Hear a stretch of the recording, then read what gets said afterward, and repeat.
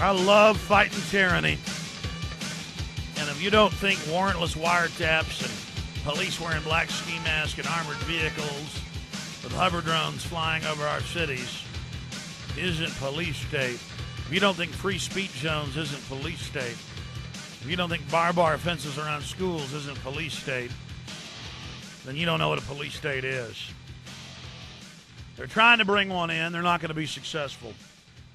And they incrementally condition us and brainwash us for the reasons this is happening. The average cop that's part of this, the average security guard, thinks it's okay and doesn't see how they've been incrementally twisted and brought over to the dark side. I remember being at events here in Austin when the APD, Austin Police Department, I have video of this, had Austin cops, giant guys, like 6'5", 6'4", huge arms, dressed up like anarchists, shoving people, starting fights. This is when the Fortune 500 came here in the late 90s. And I said, come on, cops, stop it. And they ran across the street, and like 50 cops ran across, said, back off, Jones. They inserted 2 more big cops dressed up like anarchists starting fights.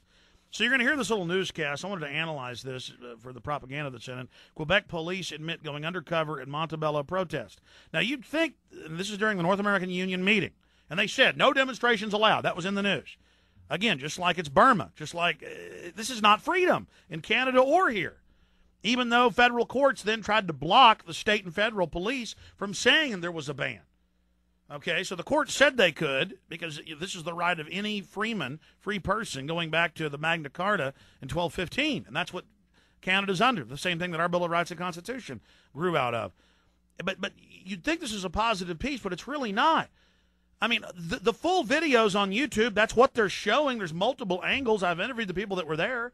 The cops were hitting people, pushing people, starting fights. And all of a sudden, the union heads run over, and a medical doctor runs over. These are full-grown adults in suits.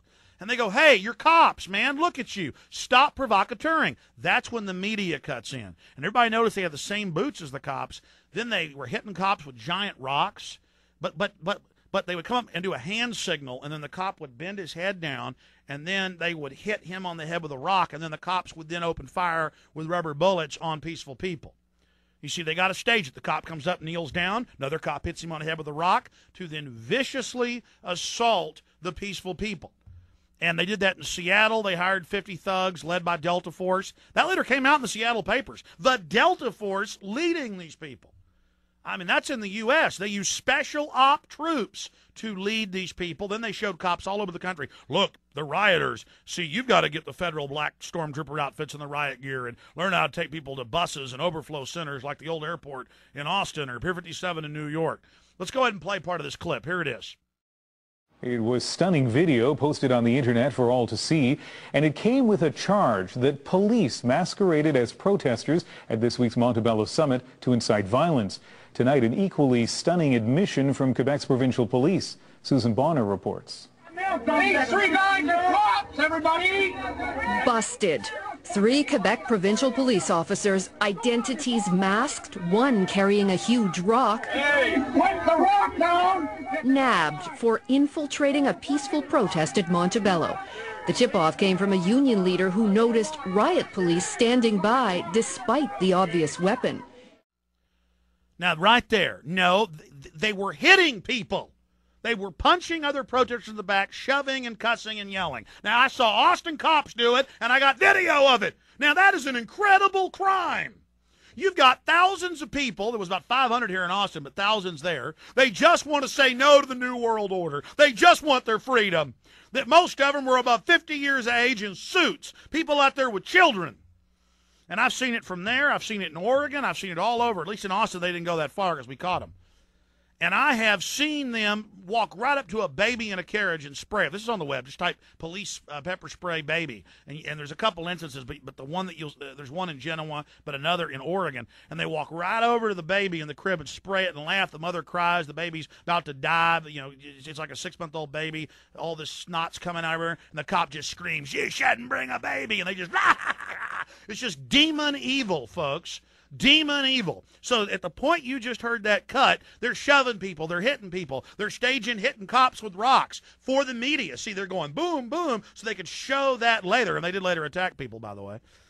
This is how, and of course they don't add that in the newscast. I mean, let me tell you something. That's like Burma, but they're slicker here. In Burma, they just walk up and shoot the monks. Not here in America or Canada or Genoa or Germany. Not in Italy or Germany or here. It's the same stuff. You see it everywhere. And I frankly have had enough of it. You're committing serious crimes. Oh, by the way, they called us conspiracy theorists for 2 weeks when this first broke. And then later, because people down the street tracked the cops when they staged their arrest and documented their little faces, it came out they were identified as police. And then you had to admit it. You see, you don't like our cameras, do you? You can't do your dirty terrorism anymore. We're going to expose all of it. You're not going to kill us and blow up our buildings anymore either. Now play the rest of it.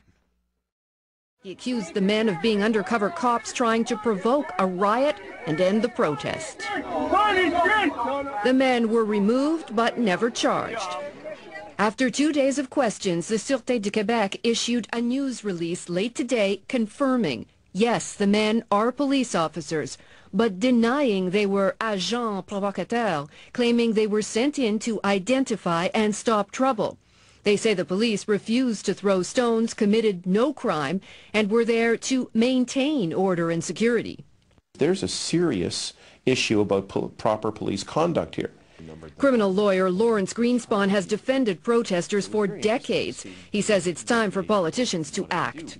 I think the people that represent us in the legislature should be looking at some form of legislation that says, wait a second, this is not a proper use of police resources, and we should be setting guidelines.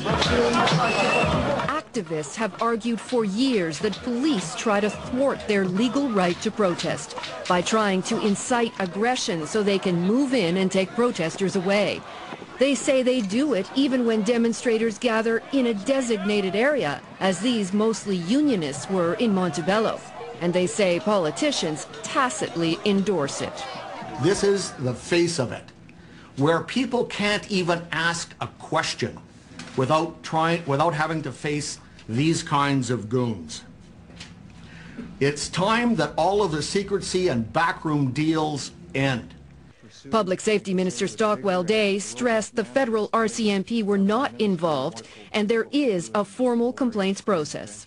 There was also one for the Sûreté du Québec, and this incident happened in Quebec, so I would imagine people could also file under that complaints process also. The Supreme Court has ruled protesters have the right to be seen and heard. Tonight, both the Quebec and federal governments are facing calls to do more to police the police. Susan Bonner, CBC News, Ottawa. The point here is, I mean, look, 99% of cops are not involved in this. I want to make that clear. They're out changing tires and going to families, beating each other, and drunk drivers, and it's a tough job, okay? But when you get up into to detectives and intelligence units and all of this, that's all they are. I mean, I've seen it all over the country. I've been in Canada. I've experienced it. I'm so sick of cops walking up to me when I'm in Canada or England covering some elite meeting, and they go, let's start killing people. And I go, oh, and then 10 minutes later, I see them get back in their car, and it's an unmarked cop car, and I'm going, oh, you think we're so dumb you pull up with cop plates? We're not the ones that want to kill people. We're not the ones blowing up buildings. We're not the ones provocateuring. Let me tell you something. In some cases, it's so sophisticated that big foundations fund jets landing with hundreds of trained anarchists, and they're trained literally at military training camps. I even have newscasts of this out of Washington State. And the cops command them with sometimes Army Special Forces detail, if any type of president or vice president's involved at an event. And that's a military mindset. Well, the protest could get out of hand, so we'll go ahead and start an incident and burn some trash cans and knock out windows so the media can tape that. Then we'll fall back and stay in this government building. We even know what building they stayed in Seattle. And then we can attack all the peaceful people. It's just a military operation. We cannot have security with protesters. Therefore, we'll set them up. That is the opposite of America. That is the opposite of our republic. That is the opposite of what all this country is about.